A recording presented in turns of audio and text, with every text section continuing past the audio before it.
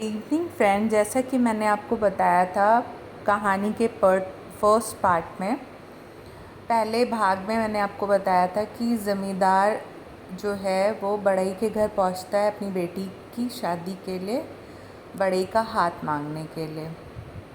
तो उसके बाद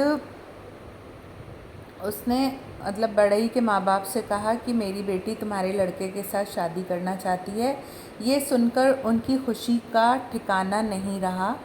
बढ़ई के माँ बाप ने कहा, ये तो हमारा सौभाग्य है, लेकिन क्या आपकी बेटी हमारे घर की बहू बनकर खुश रहेगी?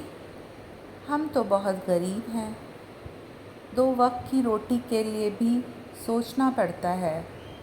ज़मींदार ने कहा, आप शादी हो जाने दीजिए, उसके बाद बताइएगा। फिर बढ़ई के माँ बाप शादी के लिए तैयार हो गए। अच्छा सा मुहूर्त देखकर शादी हो गई। शादी करके जब ज़मींदार की लड़की घर आई, बढ़ई बहुत खुश हुआ, क्योंकि इतनी सुंदर पत्नी पाकर वो फूला नहीं समा रहा था। देखते ही देखते ज़मींदार की बेटी ने अपने व्यवहार से सबका मन जीत लिया।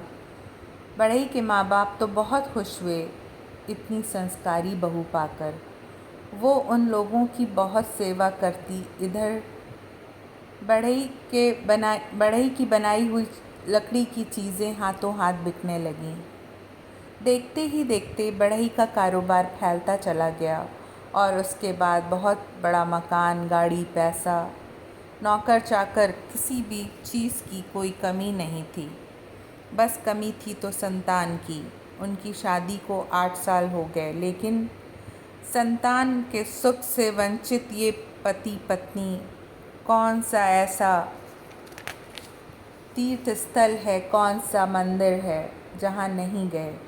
जो जिसने बताया वैसा किया, लेकिन कुछ भी फ़ायदा नहीं हुआ। आखिरकार ये पति पत्नी अपनी किस्मत मानकर हार कर बैठ गए। 2 महीने गुजर गए। अचानक एक दिन बढ़ई की पत्नी के पेट में अचानक से दर्द हुआ। बढ़ई अपनी पत्नी को लेकर वैद्य के पास पहुंचा। वैद्य ने कहा, जब बढ़ई की पत्नी की नाड़ी देखी तो कहा, ये तो पेट से है। बढ़ई को अपने कानों पर विश्वास नहीं हुआ। कहा, वैद्य जी आप सच सच बताइए। वैद्य ने कहा, मैं कभी गलत नहीं हो सकता। कुछ दवाएं दे दी।